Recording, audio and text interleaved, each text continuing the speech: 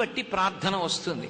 ఉదాహరణకి దశమస్కంధంలో భాగవతంలో మాలాకారుడు కృష్ణ పరమాత్మను ఉద్దేశించి ఒక పద్యం చెప్తాడు. ఆ పద్యం ఎందరో మహాత్ములు ఇప్పటికీ కూడా పూజ అయిపోయిన తర్వాత తీర్థప్రసాదాలు తీసుకునేటప్పుడు ఆ పద్యం చెప్పి పుచ్చుకుంటారు. నీపాద కమల సేవయు నీపాదార్చకులతోడి నెయ్యము నితాంతాపార భూతదయయు తాపసమందార నాకు దయసేయగదే. ఒక మనిషి జీవితానికి ఏవి కావాలో అవన్నీ ఒక మాలాకారుడు అడిగాడు భాగవతంలో. ఆయనకేం పాండిత్యం లేదు, పుష్పములు హారములుగా కట్టేవాడు.